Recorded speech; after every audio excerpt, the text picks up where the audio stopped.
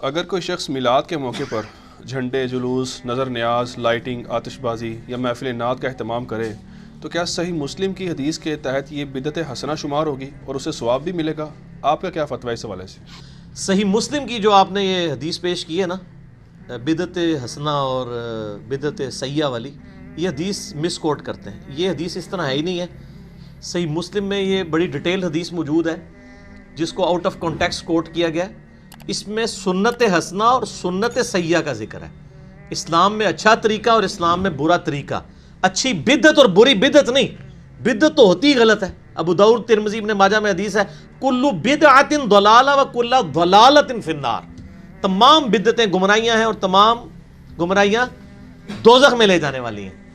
یہ مسلم شریف کی حدیث اس طرح ہے کہ کچھ غریب اصحاب نبی صلی اللہ علیہ وآلہ وسلم کے پاس آئے.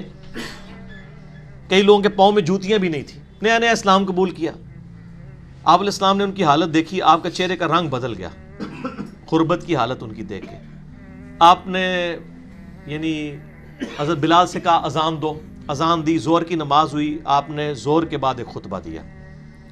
آپ صلی اللہ علیہ وآلہ وسلم نے اس میں سورہ نساء کی شروع کی آیت پڑھی، اے لوگو اس اللہ کا تقوی اختیار کرو جس نے تمہیں ایک جان سے پیدا کیا، پھر اسی سے تمہارا جوڑا، اور یہ سارے معاملات.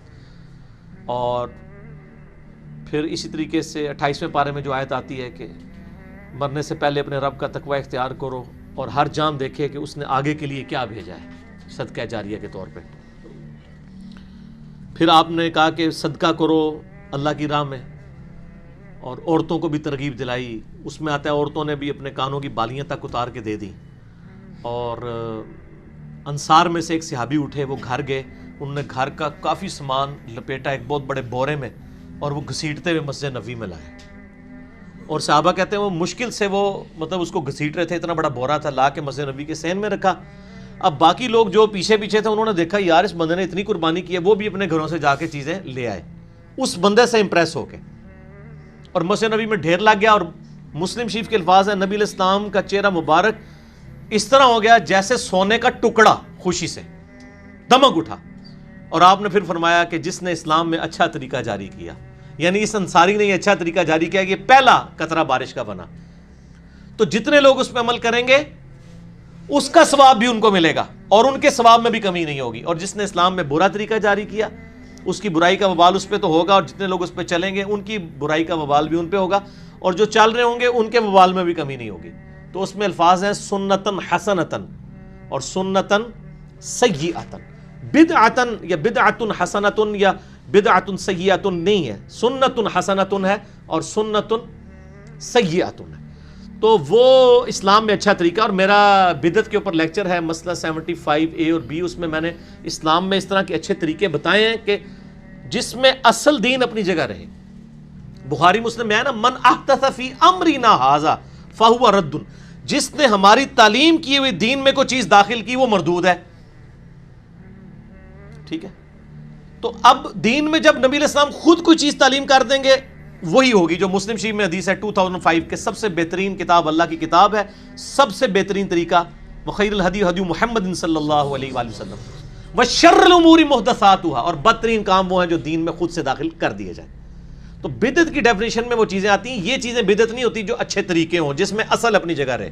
مثلا مسجد میں قالین بچھانا یہ اسلام میں اچھا طریقہ ہے، یہ بدعت حسنہ نہیں ہے.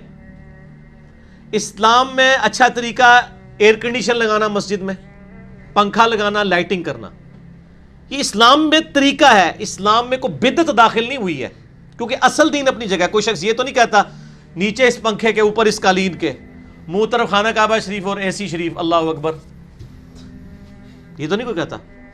ان ساری چیزوں کے بغیر بھی دین پہ، یہ دین میں طریقے ہیں. جیسے نبی علیہ السلام نے اونٹ پر حج کیا، آپ جہاز پہ جاتے ہیں، یہ طریقہ ہے. حج اپنی جگہ موجود ہے. اب نبی علیہ السلام نے اپنا میلاد کیسے منایا؟ 2750 حدیث صحیح مسلم کی فیہ ولدت و فیہ انزل علیہ. میں پیر کا روزہ اس لیے رکھتا ہوں کہ اس دن میں پیدا ہوا، اس دن مجھ پہ وحی نازل ہوئی. تو طریقہ بتا دیا نا.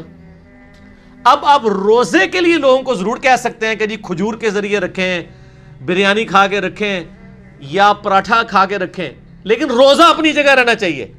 اس کی جگہ آپ نئے طریقے اپنے بنانا شروع کر دیں، آتش بازی کرنا شروع کر دیں، عورتوں مردوں کے اختلاط والے پروگرام کرنا شروع کر دیں اور کہیں جی ہم اسلام میں اچھا طریقہ جاری کر رہے ہیں، یہ غلط ہے. اسلام میں اچھے طریقوں کی مثال میں نے کہا تھا حدیث کی کتابیں. حدیث وہی ہے بکش فارم میں، اور آج کیا ہے، سافٹ ویئر آ گئے. اسلام 360 اینڈرائڈ ایپ آ گئی ہے، ایزی قرآن و حدیث سافٹ ویئر آ گیا ہے، مکتبۃ الشاملہ آ گیا ہے. یہ گھڑی اسلام میں اچھا طریقہ ہے کہ نماز کے ٹائم فکس ہو گئے ہیں. اسی طریقے سے ٹائم ٹیبل آ گیا پورے سال کی نماز کی ٹائمنگ کے، یہ اسلام میں اچھا طریقہ ہے. کاؤنٹر آ گئے الیکٹرانک تسبیح پڑھنے کے لیے، یہ سارے اسلام میں اچھے طریقے ہیں.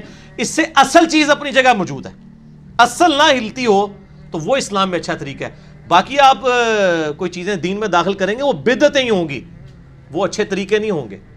تو اچھا طریقہ یہ ہے کہ آلریڈی دین اپنی جگہ پہ موجود ہو اور آپ اس کو کسی ماڈرن فارم میں پیش کر دیں، اسی دین کو اپنی طرف سے چیزیں بنا کے نہیں.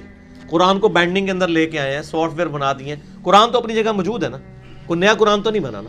ٹھیک ہو، تو یہ طریقہ ہے. تو اس کے تحت یہ جو لائٹنگ یا آتش بازی کرنا یا خانہ کعبے کے ماڈل بنا کے ان کو اسلام میں اب ہو سکتا ہے اچھے طریقے کہنا شروع کر دیں، تو اچھے طریقے بھی یہ نہیں ہیں، کیونکہ ان کی اصل اپنی جگہ موجود ہے کہ نبی علیہ السلام نے روزہ رکھنے کی ترغیب دلائی ہے.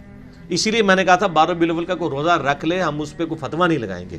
چلے کوئی اجتہاد کو لولا لنگڑا کرنا ہے تو اس قسم کا کریں نا، باقی اجتہادات کی تو کوئی حیثیت نہیں.